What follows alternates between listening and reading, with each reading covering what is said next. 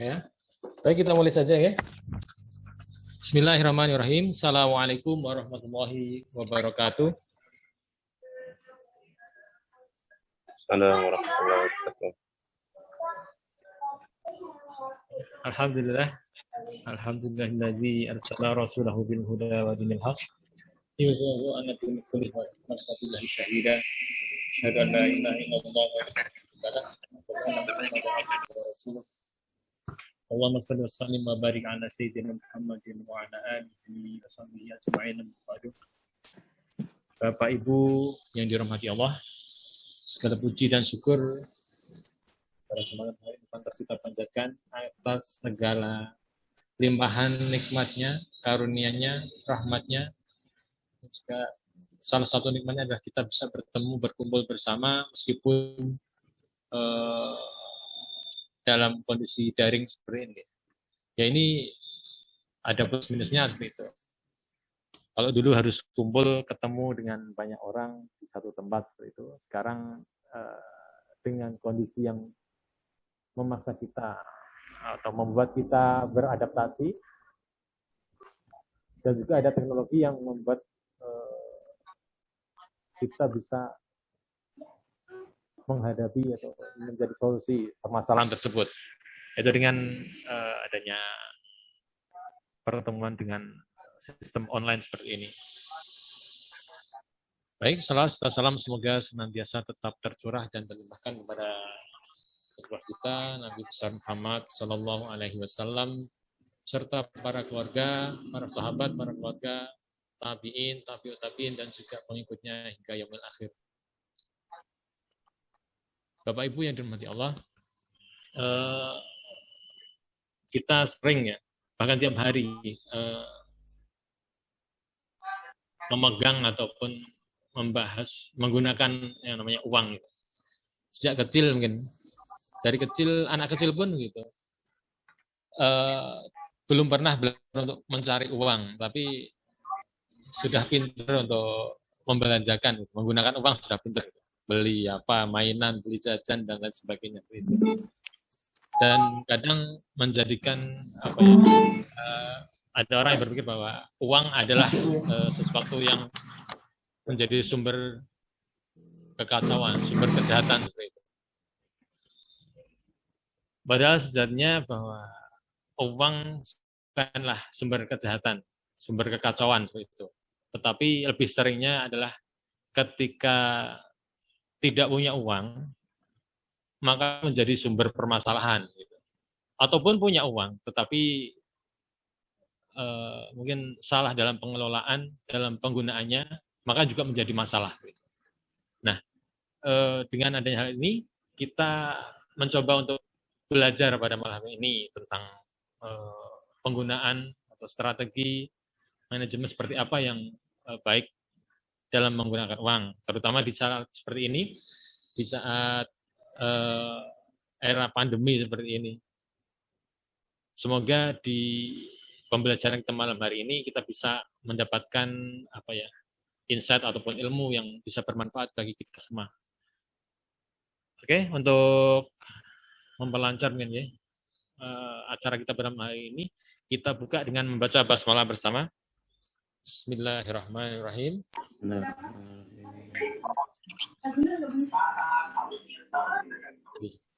Selanjutnya mungkin ada sambutan dari Ketua DPD PKS Kota Pekalongan.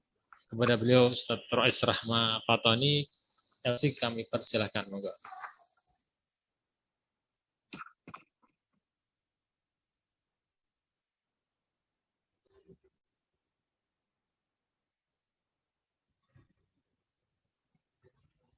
Abang ya? Ya, buat abang boleh. Karena yang nggak suka mobilnya. Baik. Bismillahirrahmanirrahim. Assalamualaikum warahmatullahi wabarakatuh. Waalaikumsalam warahmatullahi wabarakatuh. Alhamdulillah wassalatu wassalamu ala Rasulillah Sayyidina Muhammad ibn Abdillah wa ala alihi wa ashabihi wa mawala. Tibatum wa taba mamsyakum wa tabawa'tum minal jannati manzilah amma ba'd. Bapak, Ibu, serta rekan-rekan yang saya hormati, wabil khusus guru kita semuanya, Coach Ahmad Ghazali. Alhamdulillah pada kesempatan malam hari ini, Allah memberikan kita taufik untuk bersama-sama belajar, bersama-sama mengasah kembali finansial IQ kita. Dan kita dimudahkan kawan-kawan semuanya dengan adanya Zoom meeting seperti ini, karena segala sesuatunya menjadi lebih mudah, lebih murah. Coba bayangkan kalau seandainya acara ini harus didatangkan atau harus kita hadir ke Solo atau harus hadir ke Semarang, sudah waktu yang kita butuhkan juga lebih banyak, biaya yang kita keluarkan juga lebih besar, tenaga yang harus kita habiskan juga lebih ekstra. Kawan-kawan sekalian, setidaknya ada 3 hal atau 3 alasan kenapa acara pada malam hari ini sangat penting. Yang pertama adalah karena pandemi kill everything. Karena pandemi ini membunuh semuanya. Bahkan giant yang sudah besar pun dibunuh juga sama pandemi gitu ya. Namanya udah giant, artinya besar, raksasa, tapi tutup juga gara-gara pandemi. Kemudian banyak perusahaan-perusahaan besar, banyak kemudian orang-orang yang memiliki kapasitas keuangan besar harus memutar otak, harus berpikir keras agar tetap memiliki cash gitu ya. Sampai saya pernah ke Semarang, sekarang sekelas minuman yang besar itu seperti Cateng aja sekarang sudah ngasong. Dia harus turun ke jalan, turun ke lampu merah, padahal biasanya dia ada di mal-mal besar, ber-AC dan lain sebagainya. Kita juga sering melihat sekarang seperti Pizza Hut, PHD gitu. Sekarang juga sudah mulai turun ke jalan-jalan. Nah, ini alasan pertama kenapa acara ini menjadi penting, karena pandemi kill everything. Yang kedua, acara ini menjadi penting karena keputusan kita soal uang itu seringkali adalah masalah perasaan. Keputusan kita soal masalah uang itu seringkali adalah sisi emosionalnya yang lebih besar daripada sisi logikanya.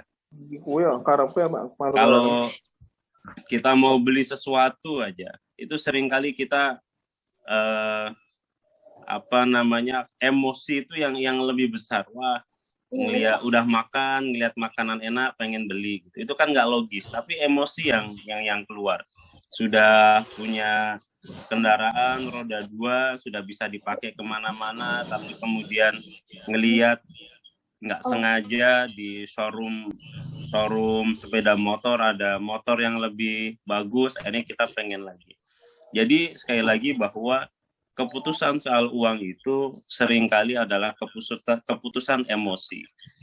Maka acara ini menjadi penting agar kita bisa tepat dalam mengendalikan emosi kita. Kalaupun ada sisi-sisi yang logis, sisi-sisi logis itu seringkali adalah pembenaran atas emosi. Yang ketiga, kawan-kawan sekalian, acara ini menjadi penting karena pematerinya, yaitu Coach Ahmad Ghazali. Saya adalah salah satu dari murid beliau, mudah-mudahan masih dianggap murid gitu ya. Ya, khawatir juga kalau sudah nggak dianggap. Karena begini, di dalam salah satu bukunya, Robert Kiyosaki itu, dia membuka dengan satu cerita. Ya sayang. Dia membuka dengan satu cerita, ada seorang dokter kalau tidak salah, yang dia salah di dalam memutuskan soal masalah keuangan. Lalu dia tanya, apa solusinya ketika saya sudah salah itu ya? Dia nanya sama Robert Kiyosaki, apa yang harus saya lakukan ketika saya sudah salah seperti ini, ketika saya mendapatkan nasihat yang salah? Kata Robert Kiyosaki, ya keputusannya gampang, solusinya gampang, pecat saja penasehat keuangannya. Jadi seringkali kawan-kawan sekalian kita ini mendapatkan nasihat keuangan bukan dari orang yang ahlinya. Nah, karena kita mendapatkan nasihat keuangan dari yang bukan ahlinya, itu kita jadi berbahaya. Karena kenapa bahaya? Karena sekali lagi keputusan keuangan soal masalah emosi seringkali yang ke depan. Nah, seringkali juga orang-orang yang menunjukkan kita, memberikan kita pencerahan soal keuangan, dia tidak ngerti soal masalah keuangan, maka kita menjadi semakin tersesat. Terima kasih banyak, barangkali itu sebagai pengantar. Mudah-mudahan Allah memberikan kita taufik dan juga inayahnya kepada kita di masa-masa yang tidak stabil seperti ini. Tadi saja siang kita ada reses, sore juga ada reses dari Pak Aryono ala provinsi. Tiba-tiba ada datang seorang ranting gitu ya. Dia cerita, saya dua pekan saya kena COVID. Saya nggak ngerti, saya nggak bisa jualan, saya pusing dan lain sebagainya. Udah pusing secara fisik, pusing juga secara ekonomi. Nah, ini kita selalu berdoa kepada Allah Subhanahu wa taala, mudah-mudahan memberikan kita taufik dan kita terus belajar. Jangan sampai kemudian kita ini sepertinya lagi viral di TikTok atau di Instagram gitu ya. Apa sih kata dia tuh? Kerja tak mau, belajar tak mau, tapi bilangnya nanti akan indah semua pada waktunya gitu. Hei, kamu tidurnya terlalu miring katanya. Ya, jadi terus belajar, mudah-mudahan kita semakin terasa. Assalamualaikum warahmatullahi wabarakatuh. Waalaikumsalam. Waalaikumsalam. Ya, terima kasih kepada Pak Rois yang sudah memberikan sambutan pada malam hari ini. Mungkin kita langsung mulai saja ini, Coach. Acara webinar DPC yang perdana dari Kota Pekalongan. Gitu. Oke.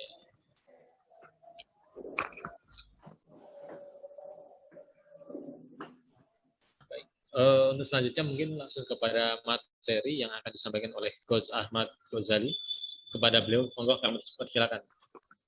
Terima kasih Mas Anis. Bismillahirrahmanirrahim. Assalamualaikum warahmatullahi wabarakatuh. Alhamdulillahirabbil alamin. Allahumma shalli ala sayyidina Muhammad wa ala alihi ajmain, amma ba'du. Yang sama-sama kita muliakan, kita hormati guru kita semua, Ustaz Rois. Ini sebetulnya tadi salah beliau menyebut. Saya itu muridnya, beliau itu guru saya. Cuma beliau ini guru yang sangat rendah hati dan biasanya memang begitu. Kalau guru beneran itu memang selalu bilang ini guru saya, padahal dia yang gurunya gitu ya. Kalau guru beneran tuh memang suka begitu. Masya Allah. Ya teman-teman semua di Pekalongan, alhamdulillah malam hari ini kita bisa silaturahim dengan media online. Sebuah kemewahan di masa lalu untuk bisa bertemu secara online, tapi sebuah kewajaran yang kita lakukan sekarang. Sesuatu yang nampaknya sulit di masa lalu menjadi mudah di masa sekarang. Saya ingin mengajak teman-teman semua untuk bisa melihat sisi positif dari hal ini. Karena dengan adanya pandemi inilah kemudian kita bisa silaturahim dengan jauh lebih mudah. Dalam waktu beberapa minggu yang lalu mendapatkan undangan, tidak perlu ragu lagi, langsung saya iakan. Beda halnya dengan di masa lalu ketika undangan datang dari luar kota, tentu saya harus berpikir 1 hari sebelumnya dan 1 hari sesudahnya saya ada di mana. Tapi sekarang nggak usah termikir terlalu banyak. Bahkan saya diculik tadi sore saja, sekarang belum pulang, tetap bisa online. Itu yang penting. Jadi alhamdulillah kita walaupun tadi Sadrois bilang pandemi kills everything, ya, kills the business, kills our activity, tapi ternyata selalu ada kemudahan gitu ya. Mudah-mudahan kita selalu bisa mengambil segala sisi positif dari segalanya. Keputusan keuangan memang betul lebih banyak diambil secara emosional dibandingkan secara rasional. Seringkali ini kita lakukan karena kita sebagai makhluk sosial yang juga punya banyak sekali efek-efek psikologis ya yang tidak bisa kita hindari. Apalagi kita tidak terlatih. Karena zaman kita mungkin SD, SMP, SMA dulu tidak ada kurikulum tentang bagaimana mengelola keuangan pribadi.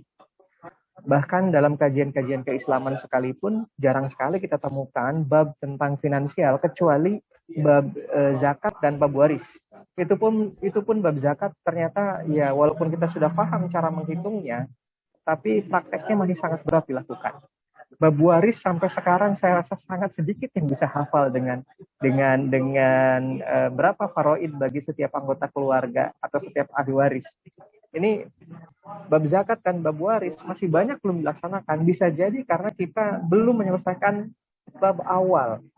Bab zakat itu kan berarti kita berbagi kepada orang lain. Bab waris itu berarti kita membagi atau berbagi. Sedangkan membagi dan berbagi itu bab terakhir dari bab, kalau kita belajar hitung-hitungan, tambah-tambahan, kurang-kurangan, kali-kalian itu duluan, baru bagi-bagian. Maka bab zakat, bab waris belum selesai, belum bisa kita selesaikan kalau kita belum belajar bagaimana menambah penghasilan, kalau kita belum belajar bagaimana mengurangi pengeluaran yang tidak perlu, dan bagaimana kita mengalihkan kemampuan kita dalam mengelola keuangan. Baru kita bisa dengan mudah berbagi dengan orang lain. Konon kabarnya memang tambah kurang kali bagi itu mudah di atas kertas, tapi untuk yang terakhir berbagi ini paling berat. Coba tanya ibu-ibu. Salah, maaf. Bapak-bapak juga sama, agak susah berbagi. Baik, saya lanjutkan ke materi ya. Bapak senyum-senyum aja kayaknya mengerti betul apa yang saya sampaikan tadi ya. Oke, saya izin akan masuk ke share materi ya. Kita mengelola keuangan di masa pandemi, tapi sebelum masuk ke situ, saya ingin masuk dulu bagaimana kita mengelola keuangan secara normal. Baru setelah itu kita akan bahas apa yang berubah di masa pandemi, lalu apa yang bisa kita lakukan untuk menyesuaikan dengan masa pandemi. Nah, saya ambil dari referensinya dari sini, buku Habiskan Saja Gajimu. 4. Habiskan saja gajimu di jalan yang benar. Pesan saya itu aja. Jadi gaji atau penghasilan itu untuk dihabiskan, bukan untuk disisakan. Karena kalau kita nunggu sisa buat bayar sedekah, nunggu sisa buat bayar IWAI, nunggu sisa buat bayar, kasihan, nunggu sisa buat bayar IWAI, kasihan bendaharanya. Nunggu sisa buat bayar cicilan, nunggu sisa buat bisa nabung, ya kita akan mengalami kesulitan terus. Tapi kalau kita punya mindset habiskan saja gajimu, di kepala langsung enteng. Gaji itu buat dihabiskan, bukan untuk disisakan. Kalau di kepala kita gaji itu disisakan, berat sekali. Kenapa? Karena ya harus sisa negatif. Tapi kalau harus habis itu positif sekali. Bayangkan para suami pulang di tanggal-tanggal gajian seperti sekarang ini, pulang ke rumah lalu bilang sama istrinya, ini gaji adik bulan ini, tolong disisakan ya. Saya yakin ibu-ibu itu pada stres digituin, Pak. Tapi coba bayangkan para suami itu pulang nih, ini gaji adik bulan ini, tolong dihabiskan ya. Wah, itu semangat para istri itu. Langsung dibuatkan teh manis bapaknya begitu pulang. Jadi ternyata menghabiskan gaji itu menyenangkan. Maka mulai dari sekarang tujuan kita ngatur uang itu bukan uang biar sisa, tapi biar uang bisa habis di jalan yang benar. Nah, bagaimana cara menghabiskan uang yang benar? Oke, sekarang kita lanjutkan begini. Bapak Ibu silakan siapkan kertas kosong. Tulis di mana aja, boleh pakai pulpen, boleh pakai pensil, tapi jangan pakai HP. Nah, kita akan coret-coretan. Di HP agak sulit untuk coret-coret, kita akan coret-coretan, siapkan kertas, siapkan pulpen. Saya kasih waktu 1 menit. Yuk, siapkan kertas, siapkan pulpen. Kenapa? Karena kalau kita mendengar saja,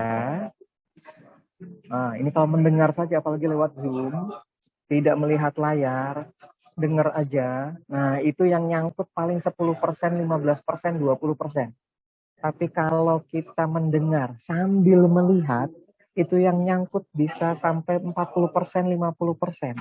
Nah kalau kita mendengar, melihat, dan bergerak, ikut nulis, ikut coret-coret, ikut ngitung, insya Allah yang nyangkut bisa lebih banyak lagi. Nah, itu adab kita dalam mencari ilmu adalah bersungguh-sungguh, maka siapkan kertas, pulpen, ataupun pensil, kita akan sama-sama coret-coretan. Nah, silahkan di kertas Anda masing-masing bikin 2 kotak ini. Kotak yang atas namanya kotak cash flow. Kotak yang bawah namanya kotak neraca, kosong aja dulu. Di kertas buat 2 kotak. 1 kotak di atas dan 1 kotak di bawah. Kotak yang atas itu dibagi 2 jadi kotak penghasilan dan kotak pengeluaran. Nah, ini namanya cash flow. Kotak yang bawah itu kotak neraca, di sisi kirinya harta, di sisi kanannya utang. Ada penghasilan, ada pengeluaran. Jadi cara mudah kita untuk belajar keuangan adalah kita ingat aja ini. Bahwa kita ngatur uang itu ada uang masuk dan ada uang keluar. Uang masuk sumbernya bisa dari 4 jenis. Satu bisa jadi berupa gaji. Siapa yang dapat gaji? Tentu karyawan. Yang kedua, uang masuk bisa berupa honor. Siapa yang dapat honor? Orang yang bekerja secara profesional. Contohnya dokter, pengacara, arsitek, dan seterusnya. Yang dia hanya dibayar ketika bekerja. Tidak bekerja maka tidak dibayar. Kalau karyawan itu bekerja, nggak bekerja, lagi libur pun tetap dibayar. Yang ketiga, kita bisa dapat uang dari hasil usaha. Yang keempat, kita bisa dapat sumber penghasilan dari hasil investasi. Nah, pertanyaannya Bapak Ibu sekalian, Bapak Ibu punya yang mana sumber penghasilan? 1, 2, 3, nomor 1, nomor 2, nomor 3, atau nomor 4? Atau punya 4-4-nya? Atau punya 2 dari 4? Atau punya 3 dari 4? Silahkan. Nah, sekarang silahkan ditandai dari 4 ini kita punya berapa dan tulis angkanya. Jangan khawatir saya nggak bisa lihat, jadi tulis aja angkanya. Kalau bisa suami istri berbarengan ya.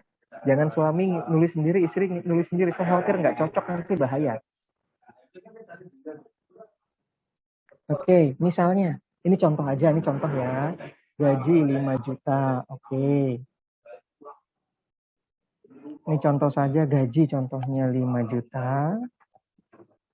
Kemudian ada honor kira-kira 2 juta per bulan. Hasil usaha, katakanlah tidak punya, hasil investasi tidak punya. Ini contoh. Atau contoh yang lainnya, misalnya, kalau saya hasil usaha kira-kira 10 juta per bulan, tapi nggak punya gaji, nggak punya honor, punya hasil investasi 1 juta per bulan. Itu contoh saja. Setiap orang pasti akan beda. Mungkin ada yang suaminya kerja 5 juta, istrinya punya usaha sekitar 2 juta per bulan, maka total jadi 7 juta. Itulah penghasilan kita. Sekarang kita bicara pengeluaran. Nah, kalau bicara pengeluaran, maka pengeluaran ada 4 jenis.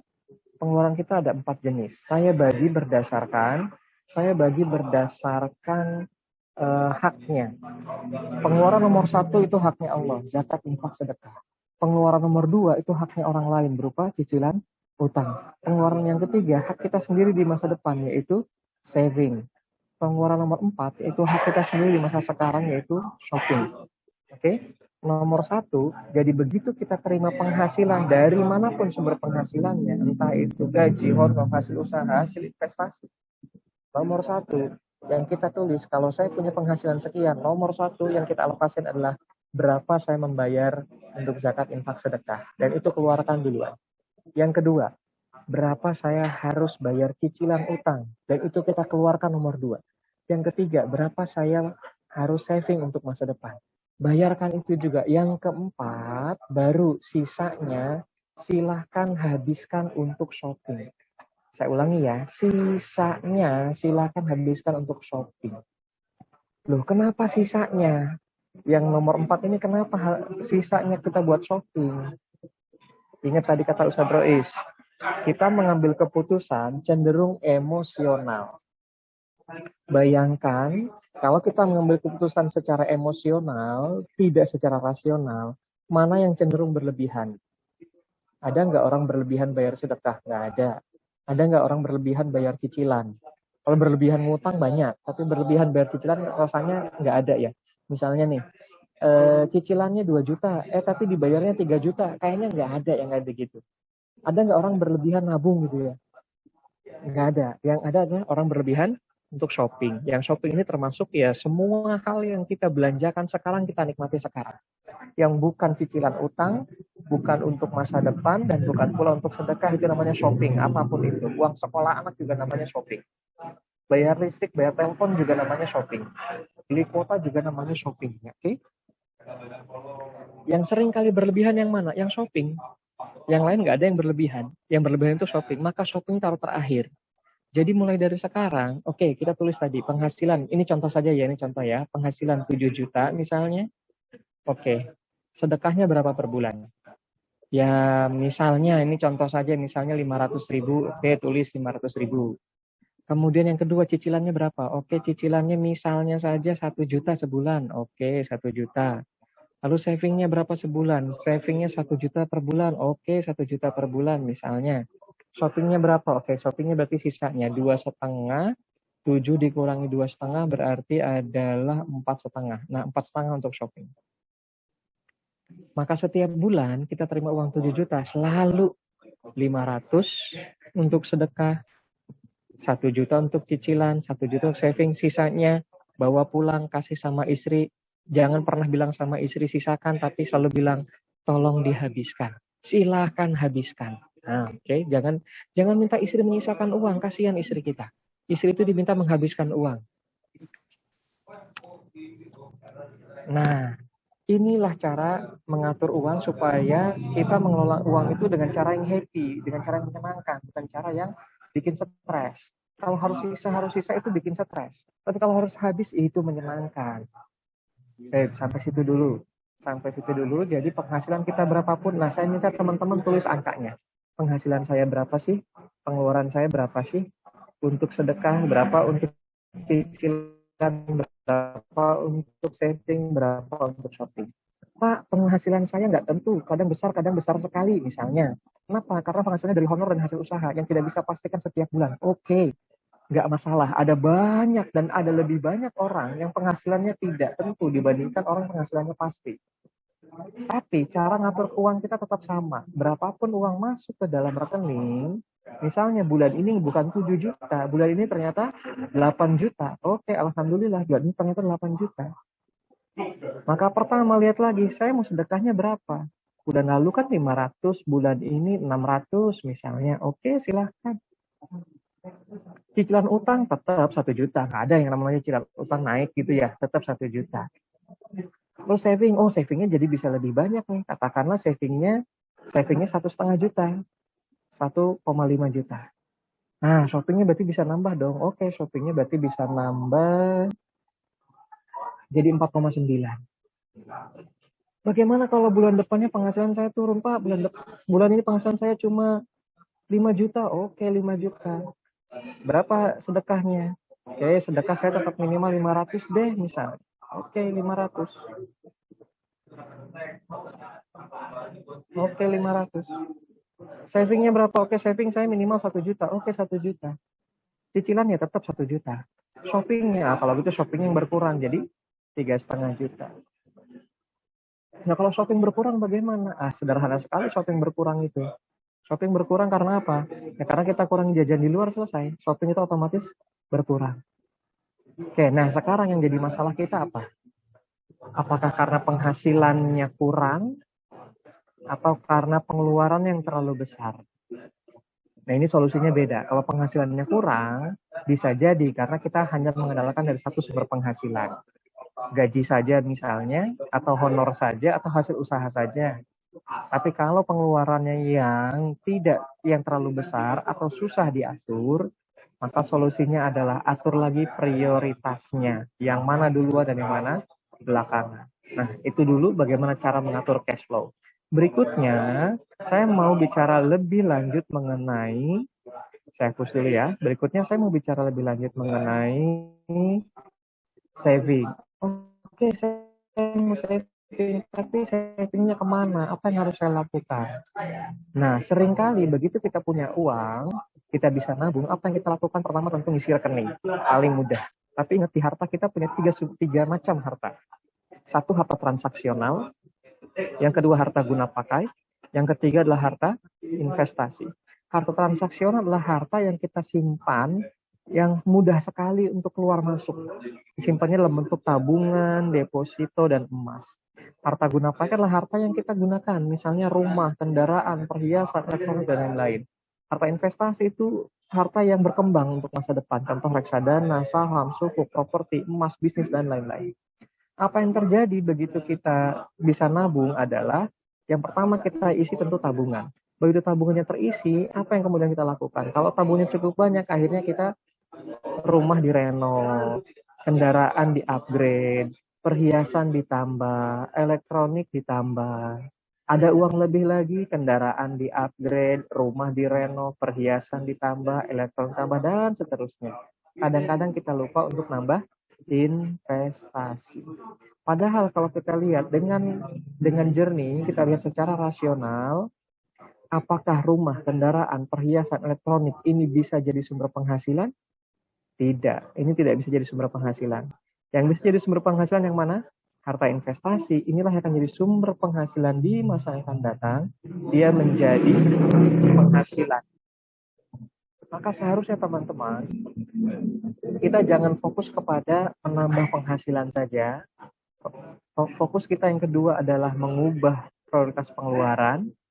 Dan yang ketiga adalah saving kepada investasi yang jadi sumber penghasilan lagi di masa yang akan datang.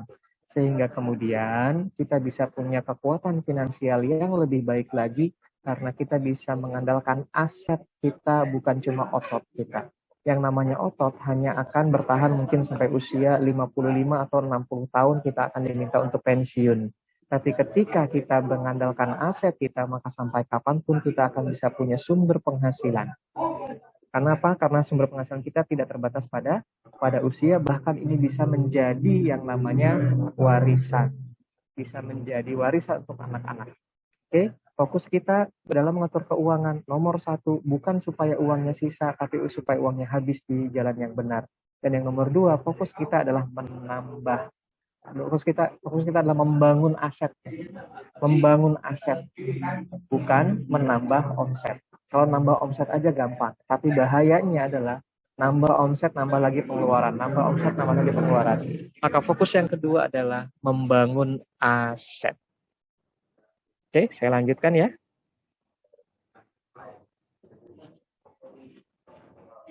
Kita lanjut ke slide berikutnya sebentar.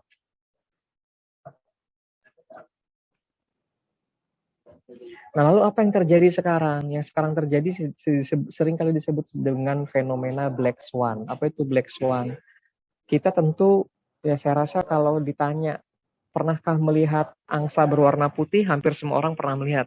Pernahkah melihat angsa berwarna hitam? Sangat sedikit orang yang pernah melihat angsa berwarna hitam. Tapi pada kenyataannya di dunia ini memang ada angsa berwarna hitam.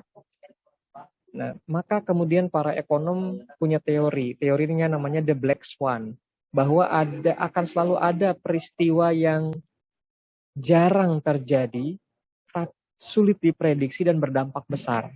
Maka kalau ada kejadian begitu disebut sebagai Black Swan. Nah, yang terjadi sekarang seringkali disebut sebagai Black Swan. Ada peristiwa yang jarang terjadi, sulit diprediksi dan berdampak besar. Nah, apa yang harus kita lakukan ketika menghadapi Black Swan? Nomor 1 adalah kita meyakini bahwa ini adalah takdir dari Allah, maka kita anggap ini sebagai sebuah takdir baru. Dan ketika sebuah takdir baru, maka perlu penyikapan yang baik, perlu penyikapan yang benar sesuai dengan kaidahnya. Ketika Nabi Yunus alaihissalam masuk ke dalam perut ikan, di dalam lautan, di kelamnya malam, ada 3 lapis kegelapan ya, perut ikan, dalam lautan, dan kelamnya malam. Kalau kita baru kena lockdown 1 lapis aja. Tapi Nabi Yunus kena lockdown 3 lapis. Lalu kemudian beliau berdoa, la ilaha illa anta subhanaka inni kuntu minaz zalimin. Yang pertama adalah mengesahkan Allah, yang kedua mensucikan Allah. Yang ketiga adalah mengakui kelemahan diri, inni kuntu minaz zalimin, bahkan memohon pengampunan.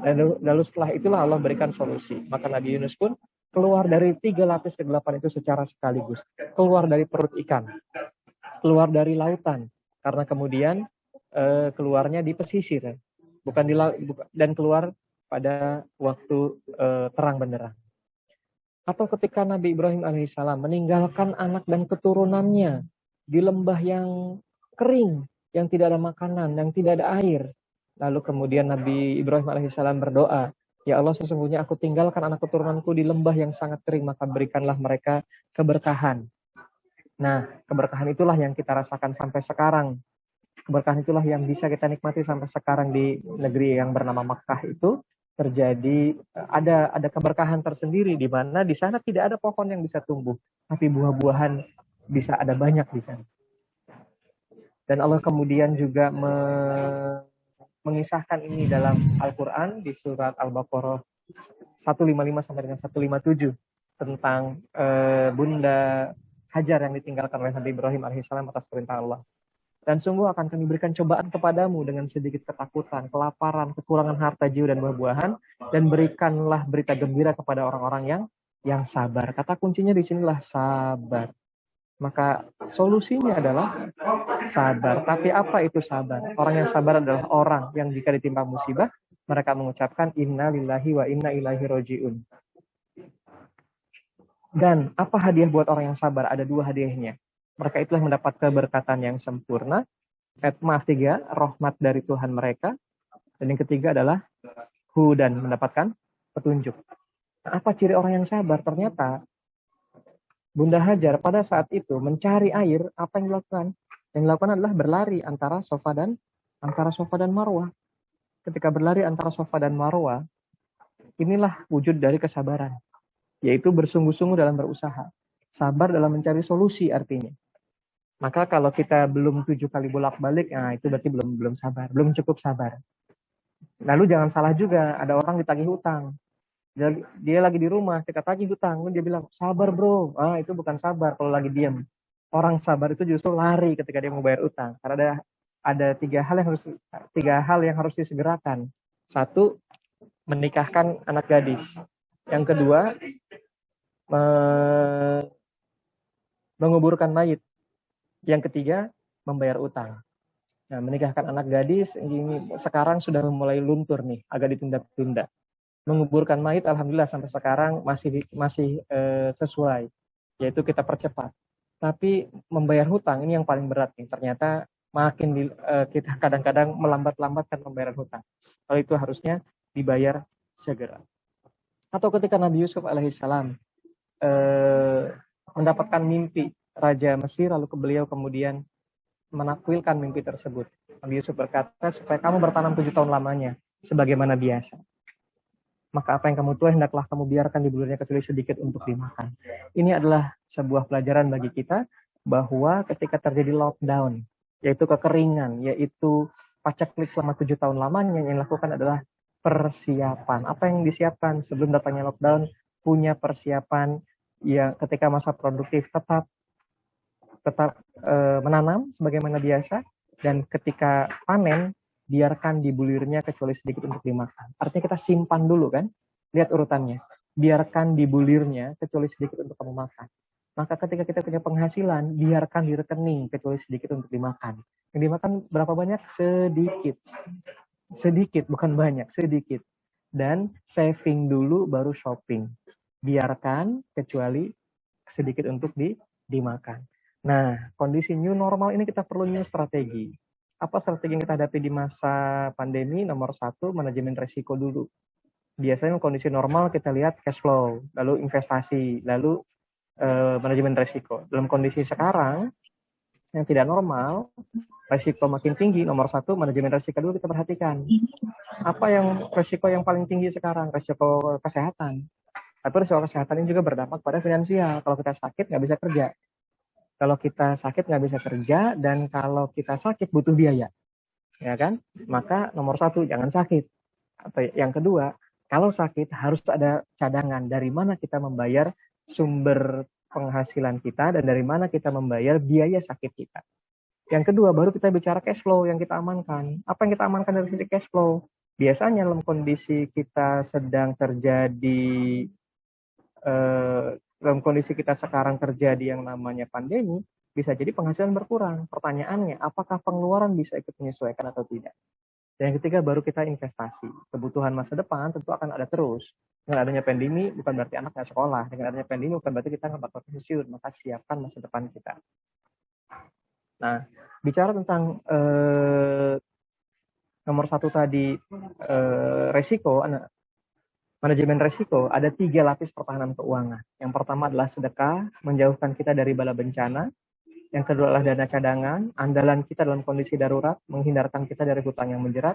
Dan yang ketiga adalah asuransi syariah, atau ta'awun atau takaful, saling tanggung beban risiko. Secara resmi ada yang namanya asuransi syariah. Tapi kalaupun kita tidak ikut asuransi syariah, maka ada yang namanya ta'awun atau takaful di antara di antara kita masing-masing. Dan saya rasa ini biasanya program ini sangat kuat kita jalankan dalam komunitas kita sendiri. Teman-teman mungkin menjalankan di level DPD, mungkin menjalankan juga di level DPC, mungkin menjalankan juga di level DEVERA. Tapi saya rasa kekuatan kita sendiri saja mungkin tidak akan cukup. Maka saya tetap sarankan untuk resiko-resiko besar jangan tanggung sendiri, tapi kita tanggung bersama dengan asuransi syariah. Nah, kalau bicara investasi, tadi kan manajemen risiko sudah ya, penyesuaian cash flow sudah. Sekarang kalau bicara investasi, maka kita bisa melakukan strategi investasi berdasarkan siklus ekonomi. Kita ada di mana sekarang? Kita ada di warna kuning. Yang putus-putus itu saham, ya. Yang garis lurus, yang garis tidak putus-putus itu namanya PDB atau kondisi ekonomi kita. Kondisi ekonomi kita ada di mana? Tahun 2020 awal kita ada di puncak.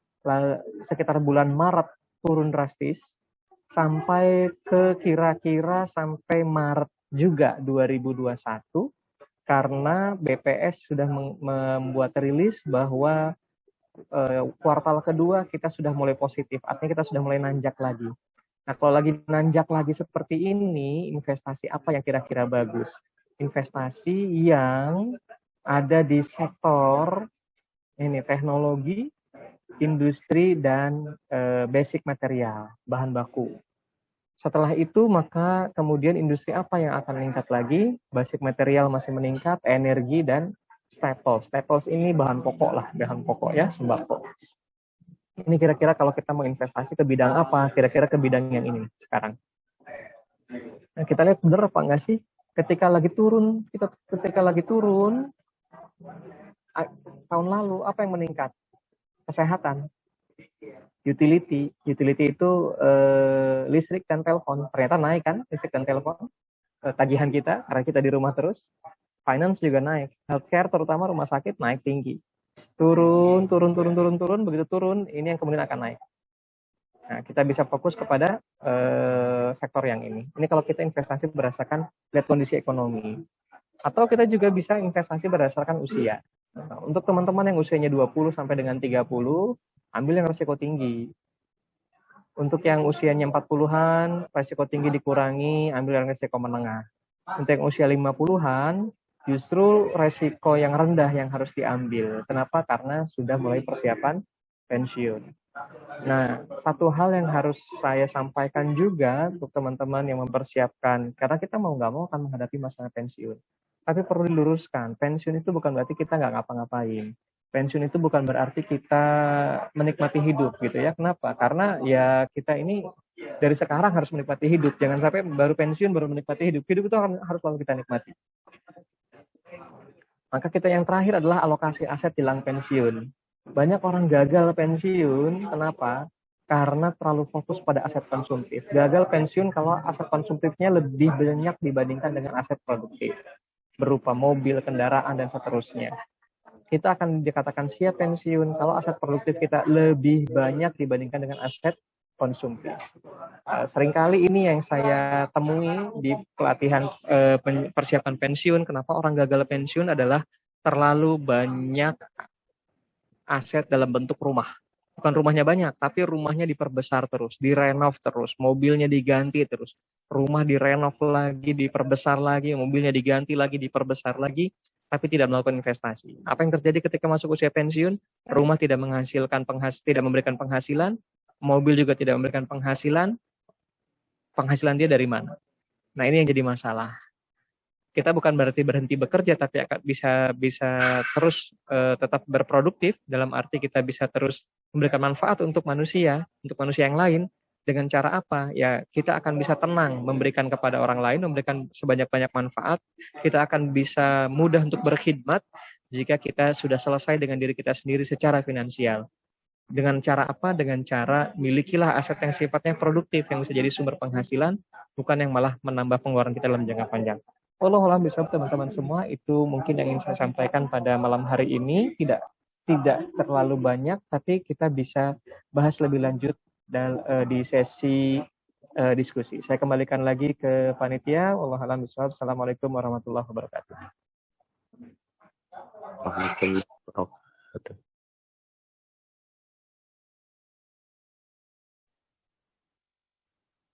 Ya, nggak ada belnya ini, Pak. Harusnya ting gitu. Very good, yeah. Very good, ye. Nah, kita nggak pakai bel kalau online ya. Nggak ada bel ya.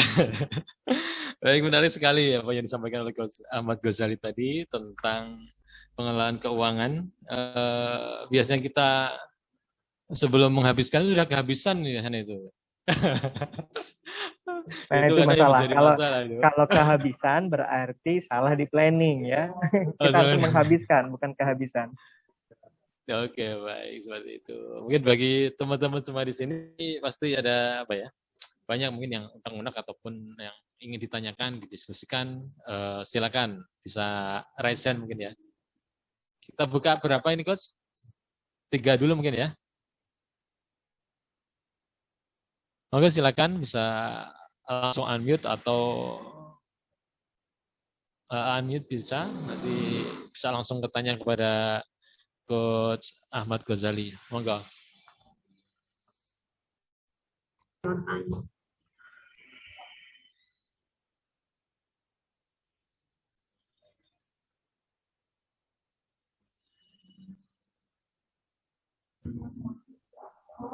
Tangan dulu.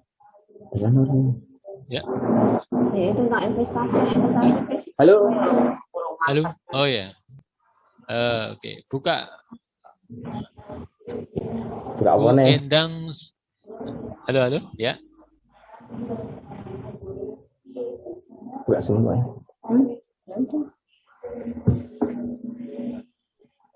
Ada Pak Heru, ada Bu Endang. Bu Endang tadi sudah ini.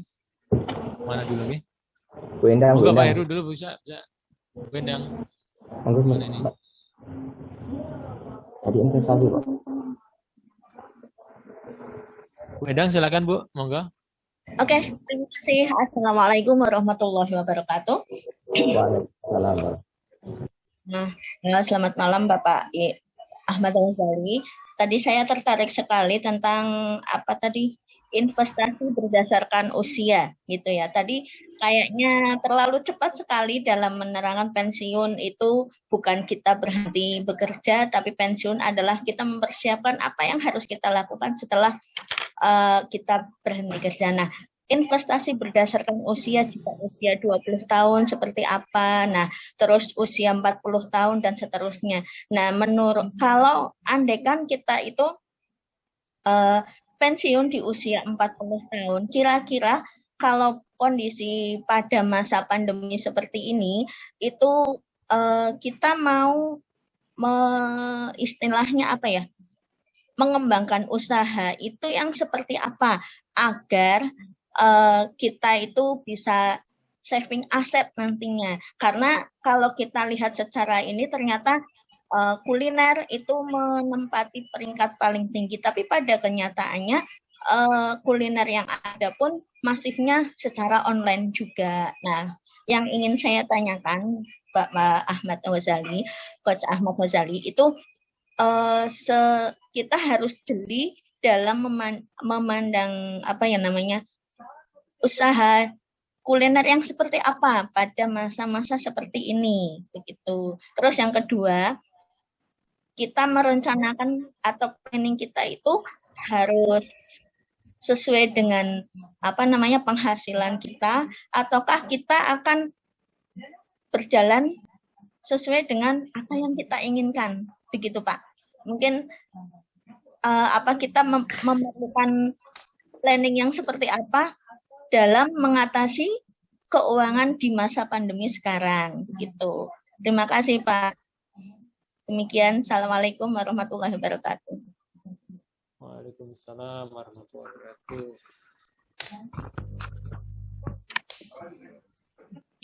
Pak Heru, silakan. Pak Heru, kita tampung aja dulu.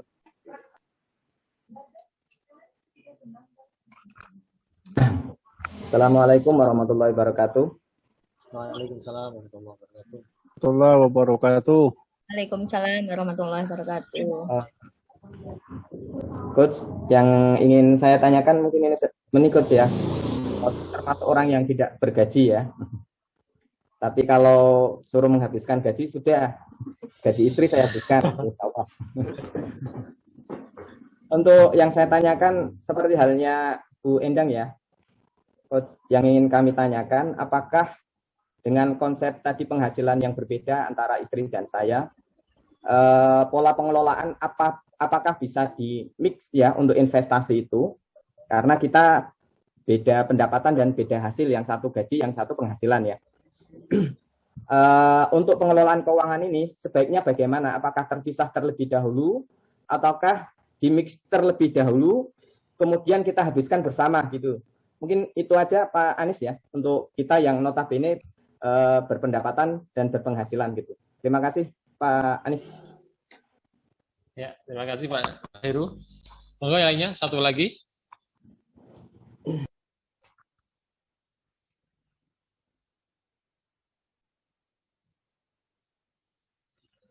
Satu, monggo.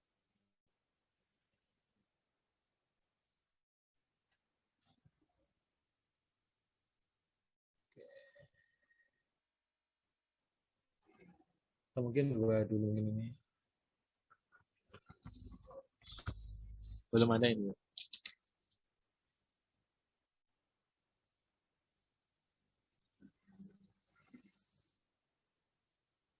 Bapak Ibu, monggo silakan yang mau bertanya.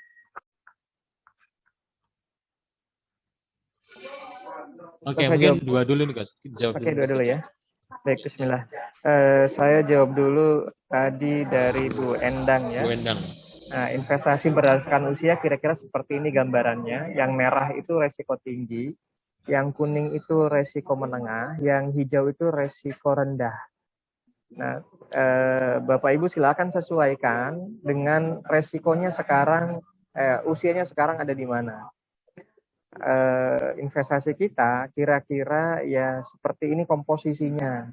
Yang resiko tinggi apa? Ada di saham, reksadana saham, atau trading falas. Yang risiko menengah apa? Di properti, reksadana campuran, reksadana pendapat tetap atau falas. Yang risiko rendah apa? Risiko rendah itu ada emas, ada deposito, ada sukuk, ada ori, ada reksadana pasar uang.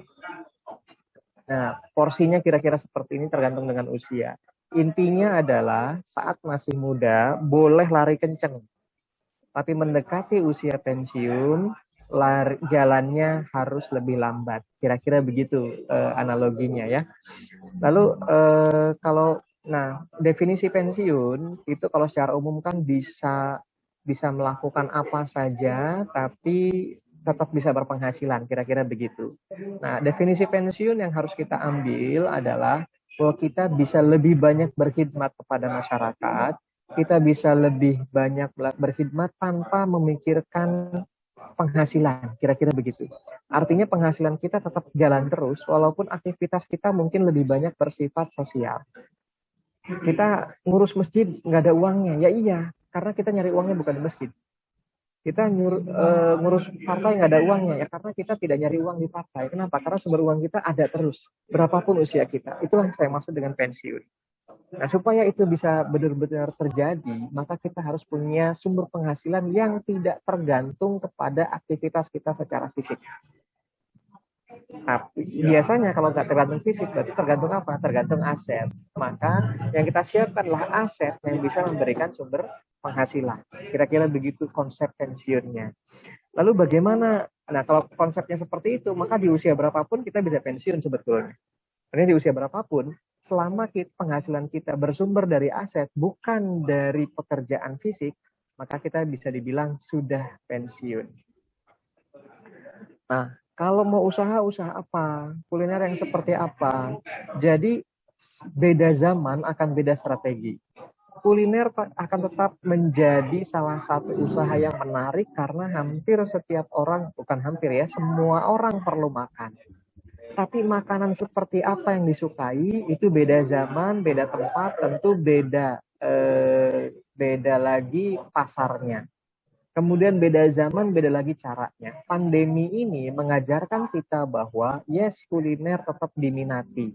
Bahkan pengeluaran untuk makan itu cenderung meningkat di masa pandemi karena banyak orang yang sudah mulai bosan makan di rumah, sudah mulai ingin makan makanan luar, tapi tidak bisa makan di luar. Akhirnya pesan secara online. Ini udah tuntutan zaman. Bahkan sebelum pandemi, makanan online sudah sangat meningkat. Setelah pandemi sekalipun, ketika kita sudah tidak lagi pembatasan aktivitas, saya yakin makanan online akan tetap meningkat. Oleh karena itu, mau nggak mau kita harus menyesuaikan dengan zaman. Karena kita ikut konsumen, bukan kita mendrive konsumen, tapi kita ikut selera konsumen. Begitu kita ikut selera konsumen, maka kita harus mau tetap kuliner tapi beranjak kepada online. Kira-kira gitu untuk Bu Endang. Mau nggak mau, online tetap harus jalan. Yang ketiga, tadi rencana penghasilannya, rencana itu sesuai dengan penghasilan atau sesuai dengan keinginan gitu ya. Nah ini, kalau penghasilan kita dari gaji yang cenderung fix gaji itu ya, maka saya selalu bilang selera mengikuti salary. Saya ulangi ya, selera mengikuti salary. Salary itu gaji. Jadi selera kita harus mau beradaptasi dengan jumlah gaji kita, kira-kira gitu. Kalau kita orang gajian. Kalau bukan orang gajian, kita bisa atur bahwa salary mengikuti selera. Kalau kita punya selera tinggi, ya salary kita ngikutin dong yang tinggi. Gimana caranya? Karena kita yang ngatur usaha kita sendiri, sebetulnya bisa kita tingkatkan omset kita. Karena kita ingin punya kehidupan yang lebih baik, maka kita harus usaha lebih baik untuk dapat penghasilan yang lebih baik. Nah, itu jadi penyemangat kita, jadi motivasi kita. Boleh dong kita punya motivasi, saya pengen umroh setiap tahun, boleh itu jadi motivasi. Saya pengen punya mobil yang lebih bagus, boleh itu jadi motivasi untuk meningkatkan penghasilan kita dan juga meningkatkan aset kita yang lainnya, tidak hanya berhenti di mobil itu saja gitu ya. Nah, itu kira-kira untuk Bu Endang. Untuk Pak Heru tidak bergaji, Pak Heru tidak bergaji, istri yang bergaji. Beda pendapatan. Mudah-mudahan beda pendapatan, tapi tetap satu pendapat ya. Jangan sampai pendapatnya beda ya. Jangan beda pendapat, beda pendapatan. Nah ini bahaya. Kalau suami istri harus satu pendapat gitu ya. Beda, walaupun beda pendapatan. Itu baiknya digabung atau dipisah. Digabung dulu, lalu diatur pengeluaran untuk apa saja, atau dipisah masing-masing, istri bayar ini, suami bayar itu. Saya ada dua sudut pandang. Kalau secara syariah, Bapak nggak boleh minta penghasilan dari ibu. Mohon maaf ya Pak ya, Bapak nggak boleh minta penghasilan dari ibu. Tapi kalau ibu mau ngasih, jangan pernah ditolak Pak Heru. Pada prinsipnya, pengeluaran rumah tangga itu adalah tanggung jawab sepenuhnya dari seorang laki-laki sebagai suami. Tapi kemudian jika istri ingin membantu, maka itulah sedekah terbaik bagi seorang istri. Jadi jangan ditolak Pak Heru. Nah, itu sudut pandang syariah. Bagaimana kalau misalnya dari sudut pandang keuangan, maka ada dua cara memang. Bisa di-mix atau dipisahkan itu, dilihat dari sifat penghasilannya. Kalau punya penghasilan yang sifatnya pasti setiap bulan angkanya, pasti setiap bulan tanggalnya, gunakan itu untuk membayar pengeluaran yang sifatnya juga pasti. Contohnya, bayar listrik, bayar telepon, bayar sekolah anak, belanja bulanan, itu sifatnya pasti, maka boleh menggunakan sumber penghasilan yang pasti. Kalau sumber penghasilannya yang tidak pasti, gunakan juga untuk pengeluaran yang tidak rutin. Contohnya untuk belanja tambahan, untuk beli pakaian baru, untuk renovasi rumah, untuk bayar pajak yang tahunan gitu ya, kan itu kan nggak setiap bulan kita bayar. Nah itu silahkan alokasikan dari penghasilan yang tidak rutin juga. Jadi penghasilan rutin untuk bayar pengeluaran rutin, dan penghasilan yang tidak rutin digunakan untuk bayar pengeluaran yang tidak rutin juga. Kalau seperti itu, maka kita akan punya pengeluaran itu tercover dengan baik dari penghasilan yang rutin, dan pengeluaran tidak rutin juga bisa kita cover dari penghasilan yang juga tidak rutin. Allah bisa. Itu kira-kira jawabannya.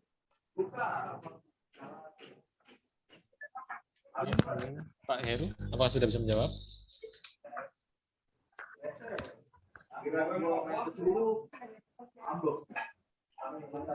Makasih Coach. Oke, ini ada yang bertanya di chat ini Coach. Dibacakan yang pertama dari Bu AC. bagaimana mengelola keuangan bagi rumah tangga baru yang secara finansial belum kokoh, pekerjaan masih seadanya, usaha masih belajar.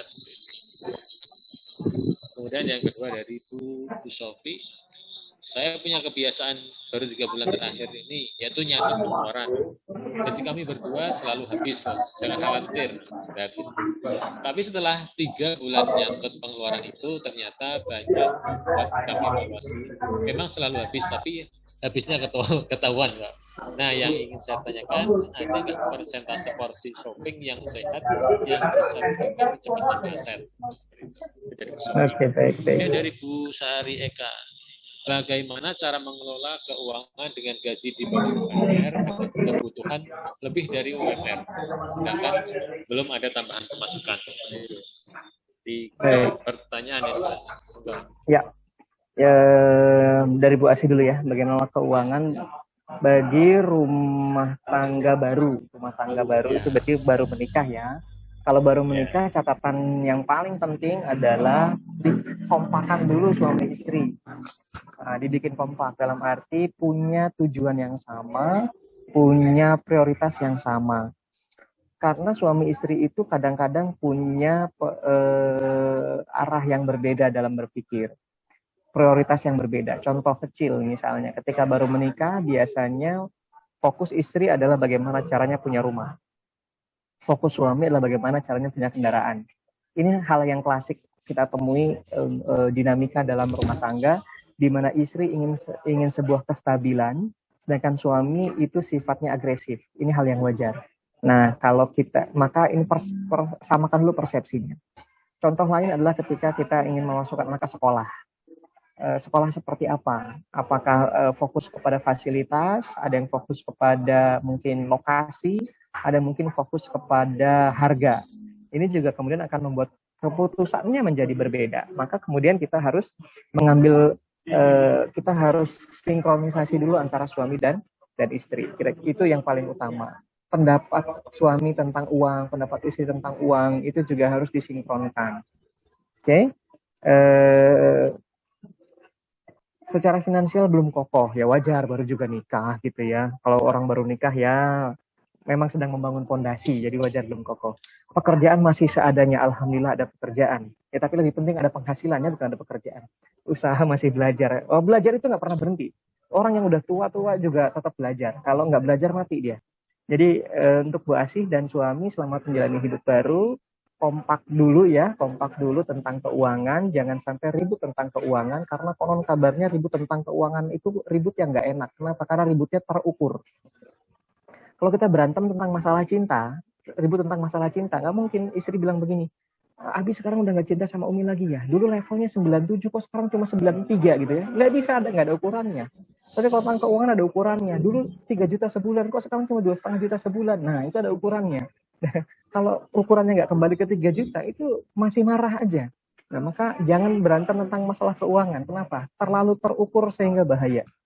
Oke, jadi yang penting kompak dulu. Wajar kalau baru menikah, baru berumah tangga, sepakati hal-hal yang pokok supaya kita tidak terjebak kepada perselisihan yang sebetulnya tidak perlu. Dukung suami sepenuhnya untuk bisa mencari penghasilan, untuk bisa bekerja, untuk bisa berbisnis.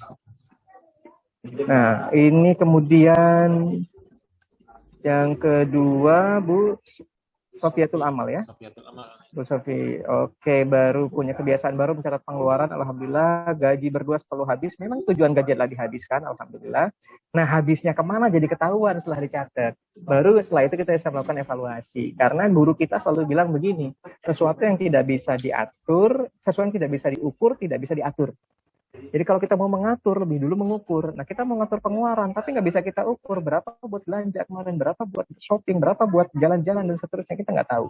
Maka nggak bisa kita atur. Nah, maka langkah pertama kalau kita mau mengevaluasi pengeluaran kita adalah catat dulu, minimal 1 bulan. Bagus ini 3 bulan, sehingga ketahuan, oh keluarnya ke situ.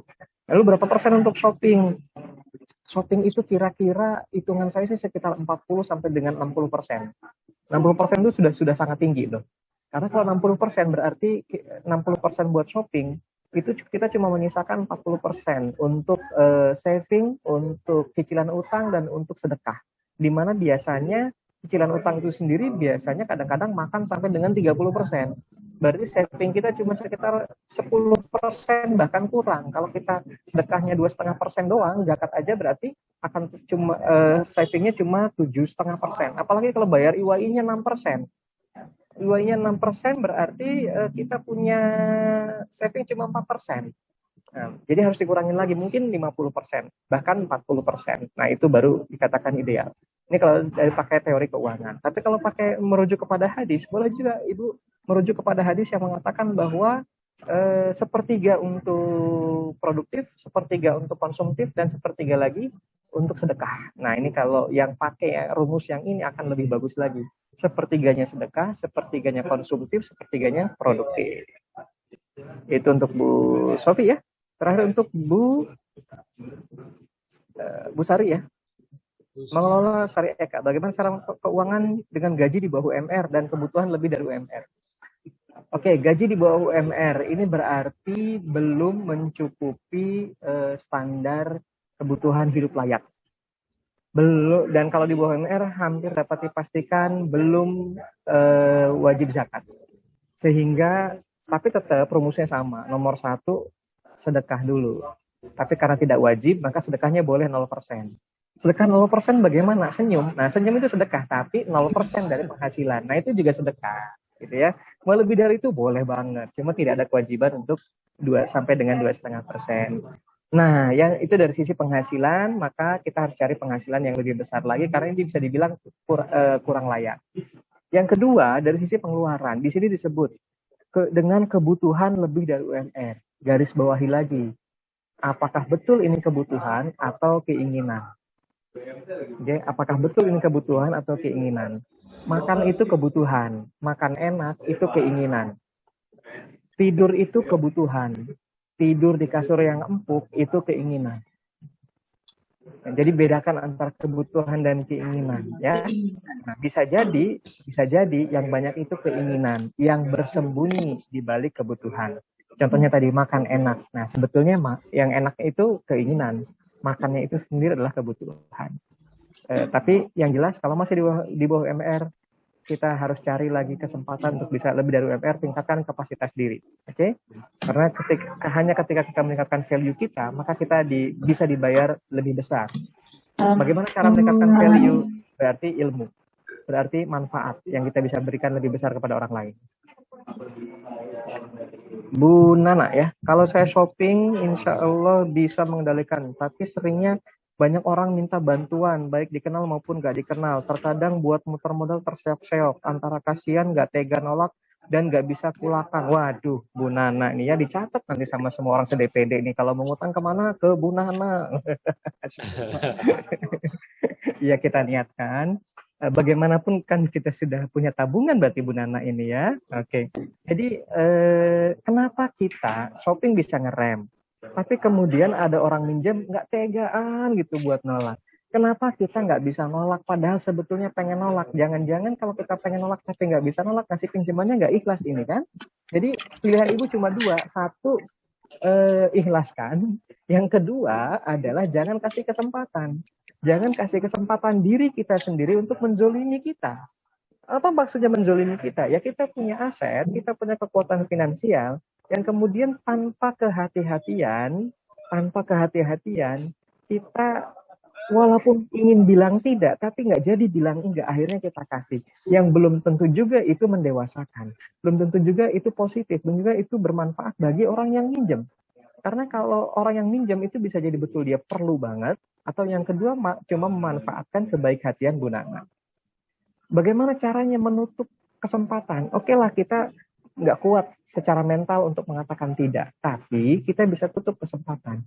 Kenapa Bu Nana bisa minjemin uang? Karena uangnya ada. Nah, mari kita bikin supaya uangnya nggak ada. Gimana caranya bikin uangnya nggak ada? Saya nggak punya uang. Bukan begitu. Maksudnya adalah uangnya jangan disimpan dalam bentuk yang terlalu mudah untuk dicairkan. Dititipkan di bank, dititipkan di toko emas, bukan dititipkan toko emas, titip ke toko emas yang maksudnya dibelikan emas. Dititipkan dalam bentuk properti, dititipkan dalam bentuk saham, dititipkan dalam bentuk deposito atau yang lainnya. Sehingga likuiditas kita tidak terlalu banyak. Kalau kita terlalu liquid, terlalu banyak yang gampang untuk dibelanjakan, maka kita cenderung akan membelanjakan lebih banyak. Itu kira-kira. Bagaimana mengatur 2 dapur, kemudian pengeluaran lebih besar daripada pemasukan? Oke. Mengatur 2 dapur ini ada 2 kemungkinan ya. Satu LDR, atau yang kedua poligami. Nah, kalau poligami kemudian pengeluaran lebih besar daripada pemasukan, ini berarti belum memenuhi syaratnya. Tanya lagi sama Ustadz Rois kalau begini ya solusinya ya. Tapi kalau LDR, 2 dapur dalam arti LDR, 1 kantong 2 dapur gitu ya, dalam arti LDR, maka ya 2 dapur. Oke, saya nggak tahu ini beneran LDR apa poligami ya.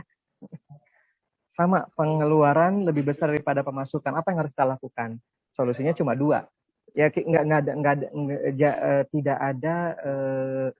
ada jalan instan, tidak ada hal-hal yang magic dalam keuangan. Kalau pengeluaran lebih besar dari penghasilan, maka solusinya cuma 2, turunin pengeluaran atau naikin penghasilan. Ada cara yang ketiga, lakukan dua-duanya, dan itu cara yang terbaik. Tambah penghasilannya, kurangi pengeluarannya. Pengeluaran yang dikurangi yang mana? Pengeluaran yang dikurangi adalah pengeluaran yang sifatnya keinginan. Ingin membahagiakan istri. Betul, itu bagus. Tapi cuma karena dapur sini dapat, dapur sini kok kayaknya... Maaf, ada suara cukup kencang. Kalau dapur sini dapat, dapur sana nggak dapat, kok kayaknya nggak enak, akhirnya beli lagi untuk dapur sini. Itu bukan kebutuhan, itu jangan-jangan cuma untuk memenuhi emosional kita saja. Kebutuhan emosional kita untuk merasa supaya nggak enak sama yang ini, nggak enak sama yang sana, gitu ya. Jadi bagaimanapun kurangi pengeluarannya, pengeluaran yang sifatnya tidak perlu, yang emosional, atau pengeluaran yang sifatnya sebetulnya adalah keinginan bukan kebutuhan. Aduh, Bu Faikoh nih ya, investasi apa yang cocok buat orang yang masih agak labil dalam memilih investasi? Nah, biasanya kalau labil itu sederhana. Kalau labil memilih investasi itu sederhana. Pasti karena kita tidak punya tujuan investasi yang jelas. Jadi sebelum investasi, jelas dulu tujuannya buat apa. Nggak punya tujuan, pokoknya asal duitnya nambah aja, nah itu nggak punya tujuan. Biar nambah kaya, itu bukan tujuan. Tujuan itu harus jelas, untuk apa, kapan, dan berapa. Misalnya, saya mau umroh 2-3 tahun lagi, nah itu baru tujuan. Kenapa? Karena jelas umroh itu katakanlah 25 juta, misalnya 2 atau 3 tahun lagi. Itu jelas untuk apa, kapan, dan berapa. Oh, ini buat saya beli rumah. Kapan beli rumahnya? Kalau bisa 5 tahun lagi, oke 5 tahun. Berapa harga rumahnya? Itu juga harus jelas. Ketika kita punya tujuan yang jelas, maka investasinya jadi lebih jelas. Kita akan selalu labil kalau nggak punya tujuan. Yang penting duitnya nambah. Kita masuk ke investasi A, rugi. Rugi nih, tarik aja deh. Ya makin rugi. Tapi kalau kita investasi A, yang kita tahu investasi A itu baru akan panen dalam waktu 3 tahun misalnya. Dan sekarang rugi, masih 3 tahun kok panennya, wajar kalau sekarang masih rugi. Toh akan dipakainya juga 3 tahun lagi, bukan sekarang. Maka kita tenang, nggak jadi labil. Labil itu karena kita tidak jelas tujuan investasinya untuk apa. Maka untuk Bu Faikoh adalah tegaskan dulu investasinya untuk apa, baru kita bisa pilih produk investasinya tanpa labil. Allah alam bisawab.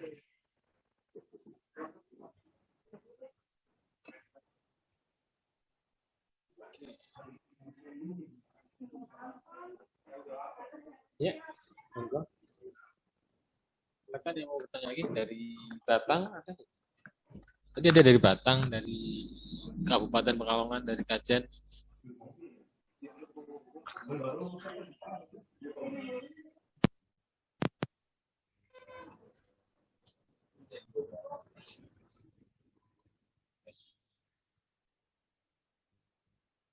Satu lagi tuh.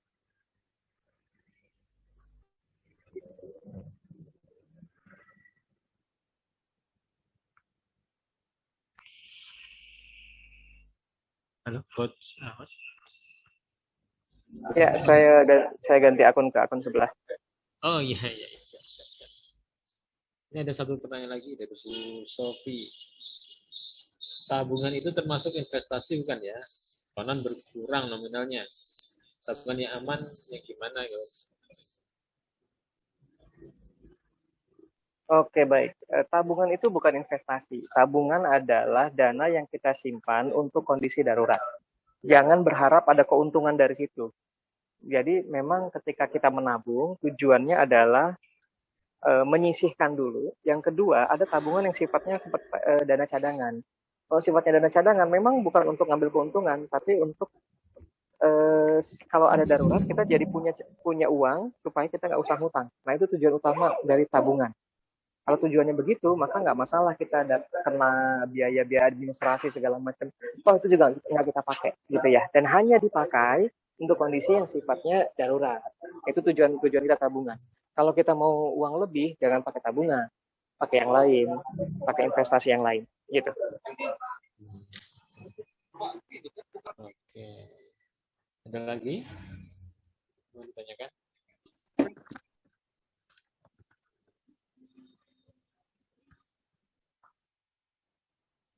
Monggo Bapak Ibu yang akan ditanyakan.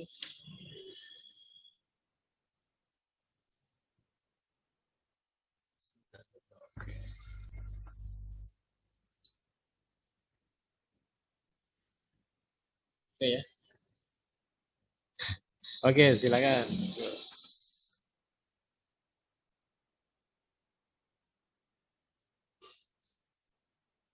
Ada pertanyaan lagi nih, Pak.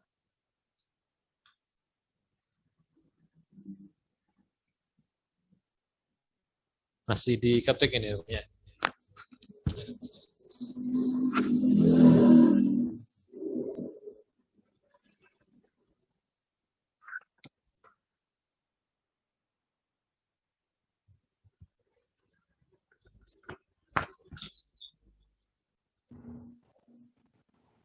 Silakan jika ada pertanyaan lagi. Pak Anies, Bu tanya Pak. Sofi. Oh, monggo Pak Heru. Saya mau nanya Pak. Oh ya dah, mau Pak Asrofi. Pak Sofi dulu monggo.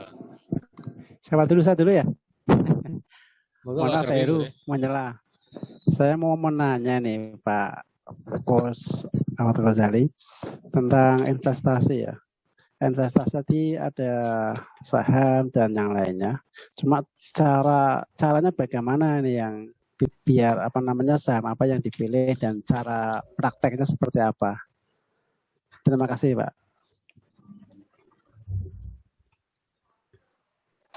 Ya, kalau investasi di saham, dalam arti kita beli saham di bursa efek, itu caranya adalah kita harus punya rekening terlebih dahulu, yang namanya rekening di perusahaan sekuritas. Jadi kita kalau beli saham di bursa efek itu nggak bisa langsung, harus pakai perantara. Nah, perantaranya namanya perusahaan sekuritas. Buka akun di situ sama seperti kita buka rekening bank gitu ya. Setelah kita punya rekening, baru kita bisa transaksi. Nah, transaksi ini menggunakan aplikasi. Kalau sekarang hampir semua sudah menggunakan aplikasi, sudah tidak perlu datang lagi, sehingga dimanapun juga bisa. Maka langkah utama yang harus Bapak lakukan adalah punya rekening di perusahaan sekuritas dulu, baru kita bisa transaksi. Nah, perusahaan sekuritasnya sekarang juga sudah bisa secara online. Bagaimana cara mencari perusahaan sekuritas? Di OJK sudah membuat aturan yang sangat memudahkan kita. Perusahaan sekuritas adalah perusahaan yang nama PT-nya adalah PT Anu Sekuritis atau PT Anu Sekuritas. Nah, itu berarti perusahaan sekuritas dan bisa digunakan untuk transaksi untuk jual beli saham. Nah, pilihan saham yang mana, dibeli di harga berapa, kapan jual, kapan beli, itu akan sangat panjang sekali ceritanya dan itu bisa jadi satu training sendiri yang nggak bisa dijelaskan malam ini. Kira-kira gitu. Tapi ada kok training-trainingnya biasanya kalau kita kalau kita sudah buka rekening sekuritas, biasanya perusahaan sekuritas sendiri bisa kadang-kadang memberikan juga training untuk memudahkan gitu. Oh ya. Oke, terima kasih. Gitu Pak. Ya, monggo. Pak Heru monggo. Assalamualaikum warahmatullahi wabarakatuh. Waalaikumsalam warahmatullahi wabarakatuh. Mungkin ini bagi para orang tua yang punya anak menjelang dewasa ya, terutama untuk masa-masa kuliah ini Pak Anies. Kita walaupun udah agak telat ya, ada beberapa strategi sih untuk mempersiapkan dana pendidikan. Karena kalau kita lihat bayar aja dari teman-teman yang anaknya masuk kuliah itu ada yang harus membayar 50 juta, 100 juta. Yang notabene kalau kita gambaran dari penghasilan kita dikurangi di saving itu kayaknya ya habis dan masih tombok gitu. Yang ingin saya tanyakan, ada beberapa cara sih, karena kalau dilihat dari investasi pendidikan lewat jalur asuransi, kita itu banyak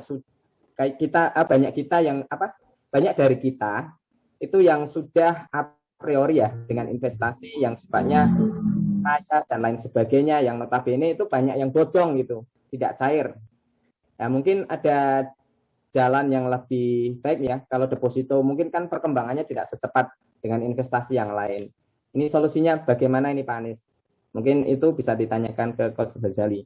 Strateginya untuk mempersiapkan dana pendidikan untuk anak-anak kita, terutama kalau anak-anak kita punya rencana ingin keluar itu. Terima kasih Pak Anies. Assalamualaikum. Ya. Dari Pak Heru tadi Coach ini tentang planning untuk dana pendidikan seperti itu. Ya, baik. Yang pertama, mindset-nya harus kita luruskan bahwa nomor satu, dana pendidikan itu bukan tentang investasi, tapi tentang menyiapkan dananya. Investasinya bisa di mana aja. Jangan fokus kepada nama ya. Kadang-kadang kita fokus pada nama, jadi kalau dana pendidikan berarti asuransi pendidikan gitu ya, tabungan pendidikan, bukan. Bahkan asuransi pendidikan itu seringkali malah tidak diperlukan. Bahkan banyak yang salah beli asuransi pendidikan. Asuransi pendidikan atas nama anaknya. Asuransi pendidikan itu atas nama bapaknya, bukan atas nama anaknya. Karena asuransi pendidikan itu adalah asuransi jiwa yang ada unsur investasi. Karena di asuransi jiwa, maka pasti harus atas nama bapaknya. Banyak juga agen yang agak nakal. Jual asuransi pendidikan atas nama anaknya. Maksudnya atas nama anaknya adalah kalau anaknya meninggal dunia, maka kemudian orang tuanya dapat uang asuransi. Kan percuma. Buat apa?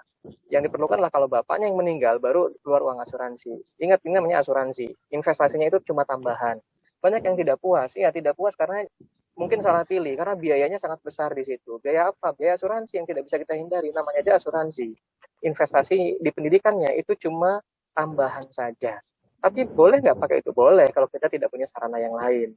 Oke? Jadi cara yang paling benar adalah nomor satu, hitung dulu berapa kebutuhan dana pendidikannya, baru kemudian kita tentukan mau invest di mana. Hitung kebutuhan dana pendidikannya dengan cara yang mudah. Kalau misalnya anak baru lahir, itu kira-kira akan butuh dana 8 kali lipat dibandingkan dengan biaya pendidikan pada saat ini. Saya ulangi ya. Kalau kuliah ya, khusus untuk kuliah. Untuk kuliah itu 8 kali. Kalau untuk SD 2. Cara ngitungnya sederhana. SD, SMP, SMA, kuliah itu 2468. 2468. Kalau anak baru lahir, dia akan punya kebutuhan untuk pendidikan anak masuk SD itu 2 kali lipat dari biaya SD sekarang. Untuk SMP-nya 4 kali lipat dari biaya SMP sekarang, SMA-nya 6 kali lipat, dan kuliahnya 8 kali lipat. Kalau kita udah punya angkanya 2468, kita cari target kita. Misalnya SD pengennya sekolah ini, SMP sekolah ini, SMA di sini, kuliah di sini. Biaya sekarang lalu dikali 2468. Nah, baru angka itu kita terjemahkan menjadi strategi. Oh, saya butuh dana misalnya tadi 60 juta. 60 juta kalau kita perlunya katakanlah 10 tahun lagi, 60 juta dibagi 10 berarti 6 juta setahun. Gimana caranya bukan 6 juta setahun? Nah, ini baru kita bicara produk. Kalau ada dananya 6 juta setahun masukin deposito, bisa banget. Yang nggak bisa adalah kalau dananya cuma 4 juta, baru nggak bisa. Kalau adanya 6 juta, ya deposito berarti bisa dipakai. Kalau dananya cuma 4 juta, ya berarti pakai cara yang lain. Pakai apa? Bisa juga pakai, katakanlah, beli emas, mungkin bisa lebih tinggi. Atau bisa pakai misalnya reksadana, itu juga bisa punya peluang lebih tinggi. Jadi, terlebih dahulu hitung dulu, baru kita bisa tentukan produk apa yang paling cocok. Itu kira-kira. Terima kasih, Coach. Bisa jauh ya. Oke. Dulu di kolom chat masuk lagi dari Coach. Yang termasuk investasi itu apa saja? Apakah memberi pinjaman modal usaha ke teman termasuk investasi? Beberapa orang menyarankan investasi paling aman adalah berbentuk logam mulia. Tanggapan Coach Ahmad Ghazali seperti apa tentang hal ini? Oke, saya garis bawahi dulu kalimatnya tadi ya. Memberi pinjaman untuk modal usaha teman. Kalau judulnya memberi pinjaman, garis bawahi kata pinjaman, maka secara syariah kita pinjamkan 100, kembali lagi berapa? 100, berarti bukan investasi. Bagaimana dengan bagi hasil? Nah, kalau pakai bagi hasil berarti bukan pinjaman judulnya. Berarti penanaman modal. Ya, karena kalau pakai judul pinjam, itu pinjam uang, itu harus kembali dengan nilai yang sama. Kelebihannya namanya riba. Nah, kalau kita pakai judul investasi, dengan masuk ke modal, bisa jadi berarti kita menggunakan metode atau skema syirkah atau musyarakah. Nah, kalau musyarakah boleh kita berharap keuntungan. Apakah itu disebut investasi? Yes. Musyarakah itu investasi juga. Gitu. Kenapa? Karena dia akan menambah nilai uang kita. Kalau untung dan kalau rugi juga sama, mengurangi. Ya, ini sama persis dengan kita investasi pada yang lain. Bagaimana dengan LM? Ya, LM juga salah satu bentuk investasi. Bagus nggak sekarang? Saran saya begini, LM itu semua orang harus punya, tapi tidak boleh semua aset dalam bentuk LM. Semua orang harus punya LM, tapi tidak boleh semua asetnya dalam bentuk LM. Karena LM ini fungsi utamanya adalah menjaga nilai aset kita dari inflasi. Ya, kita sudah bisa hitung sejak zaman Rasulullah sampai dengan sekarang, harga kambing itu setara dengan 1 sampai dengan 2 dinar. Karena 1 dinar harganya sekitar 2,5 juta, dan kita kemarin kurban dapat dapat kambing paling kecil ya kira-kira 2,5 juta, dapat kambing yang sangat bagus ya kira-kira 5 juta. Jadi masih relevan dari zaman Rasulullah sampai dengan sekarang selama 1400 tahun tidak mengalami inflasi yang berarti. Tapi kalau semua aset dalam bentuk LM ini juga bahaya. Semua investasi dalam bentuk LM ini juga bahaya. Karena LM juga harganya bisa turun. Contohnya sekarang ini harganya lebih rendah dibandingkan dengan tahun lalu. 2020 itu harga LM naik tinggi ketika masa awal pandemi. Akhir tahun sudah cukup turun dan sampai sekarang juga turun dan belum kembali ke harga seperti tahun lalu. Jadi kalau mau jangka pendek, LM malah nggak bagus. LM itu bagusnya dalam jangka panjang. Gitu kira-kira. Oke, seperti itu bisa untuk LM. Semoga bisa menjawab apa yang ditanyakan. Ya, monggo. Ada lagi yang mau bertanya? Bertanya Pak Anies. Monggo, ini dari Halo, Bambang ya. Oh ya. Begini Pak Anies. Saya itu merasa penghasilan cukup lah ya. Nah, tapi setiap bulan itu dihitung-hitung habis ya. Maaf, bukan penghasilan cukup agak besar lah ya. Tapi setiap bulan pasti habis. Nah, tapi kami itu bukan hidup royal ya. Istilahnya kehidupan ya biasa-biasa saja. Memang karena kebutuhannya besar. Nah, kira-kira kalau ingin nambah penghasilan, bentuk usahanya apa ya? Usia kami udah di atas 50 tahun nih. Nah, usahanya apa gitu. Karena terus terang ya anak-anak kami itu baru mau kuliah. Nah, saat sekarang usia-usia SMP, usia-usia SMA. Itu barangkali pertanyaannya Pak Anies. Mungkin bukan ke saya. Oke, saya langsung ke Coach Ahmad Ghazali. Terus menambah penghasilan di usia 50-an ke atas gitu. Tadi sudah disinggung tentang investasi ya, investasi yang Iya, tadi kalau dibilang penghasilannya cukup besar, tapi kok habis-habis juga. Yang memang tujuan punya penghasilan itu untuk dihabiskan. Cuma habisnya kemana itu kan terserah kita. Ya kita nggak perlu kebutuhannya juga kan banyak. Nah, sekali lagi bedakan antara kebutuhan dan keinginan. Kebutuhan itu sifatnya kewajiban, keinginan itu sifatnya kenyamanan atau kemudahan dalam kehidupan kita. Sah-sah saja penghasilan habis, memang seharusnya habis. Tapi yang lebih bagus adalah kalau ada sebagian dari penghasilan kita memang dihabiskan untuk savingnya juga, untuk masa depannya. Nah, saya nggak tahu, Bapak mungkin tadi penghasilan sekarang dari bekerja ya sebagai karyawan, dan usia sekarang sudah di atas 50 tahun, sedangkan masih ada anak SMP. Kalau sekarang usia di atas 50, tapi kemudian anak SMA, saya rasa masih mungkin selesai. Tapi untuk anak SMP berarti ketika Bapak pensiun, anak itu belum selesai kuliah. Maka fokus utamanya sekarang adalah menyiapkan dana untuk masuk kuliah. Kalau fokus utamanya bagaimana caranya mau buka usaha apa, saya nggak bisa jawab. Saya nggak bisa kasih jawabannya. Kenapa? karena saya nggak tahu punya keahlian apa, punya modal berapa, dan seterusnya itu akan jadi pertimbangan. Yang jelas, siapkan dana untuk kuliah anak yang sekarang masih SMP. Cara hitungnya, kalau SMP ke kuliah, katakanlah 6 tahun ya.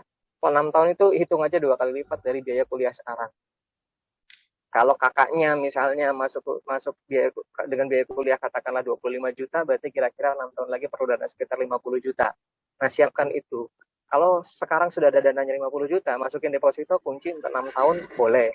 Atau belikan emas yang harganya 50 juta, simpan, dan baru jual lagi ketika anak masuk kuliah, itu juga boleh. Itu cara yang paling simpel, walaupun dan tidak banyak risiko.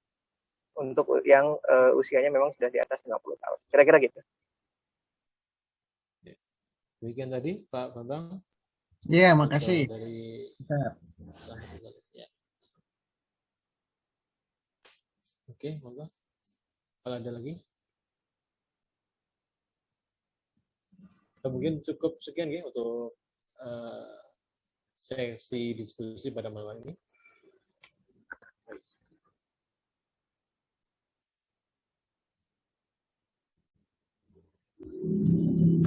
Baik, kalau tidak lagi kita cukupkan mungkin untuk sesi diskusi pada malam hari ini. Terima kasih banyak pada Coach Ahmad Ghazali sudah berbagi ilmu kepada kami semua di sini di Pekalongan dan sekitarnya. Ada dari Batam tadi juga bergabung, juga dari Kabupaten Pekalongan, dari Kajen, gitu. Ikut juga dalam acara ini. Mungkin ada closing statement dari Coach Ahmad Ghazali. Monggo. Oke, alhamdulillah. Mudah-mudahan sesi malam hari ini bisa membawa manfaat untuk teman-teman semua. Yang ingin saya garis bawahi adalah bahwa tujuan kita ngatur uang bukan supaya uangnya sisa ya, bukan sisa bisa bayar utang, sisa buat saving, sisa buat sedekah, tapi itu semua jadi prioritas. Terus menjadi yang namanya sedekah itu prioritas, yang namanya kebutuhan masa depan itu prioritas. Kenapa? Karena kebutuhan sekarang atau untuk shopping tadi itu cenderung kita berlebihan di situ. Yang kedua, tujuan kita ngatur uang adalah membangun aset, bukan sekedar menambah penghasilan, tapi membangun aset. Aset yang seperti apa? Aset yang bisa jadi sumber penghasilan di masa yang akan datang, karena usia kita terbatas, fisik kita terbatas, dan jangan cuma mengandalkan fisik untuk bisa berpenghasilan supaya kita bisa berkhidmat lebih banyak tanpa harus terlalu banyak menghabiskan waktu untuk mencari penghasilan. Kalau alam bisawab itu yang saya sampaikan, mudah-mudahan bermanfaat. Terima kasih teman-teman semua di Pekalongan dan juga sampai ke Batang tadi ya. Mudah-mudahan manfaat. Assalamualaikum warahmatullahi wabarakatuh. Waalaikumsalam warahmatullahi wabarakatuh. Ini tadi pelajaran yang berharga sekali tentang keuangan, khususnya mengelola keuangan kita pada era pandemi seperti ini. Dari kami BPC Pekalongan, Kota Pekalongan, mengucapkan terima kasih pada Coach Ahmad Ghazali, juga kepada rekan-rekan semua yang sudah hadir via online pada malam hari ini. Kita tutup acara pada malam hari ini dengan hamdalah dan doa kafaratul majelis. Terima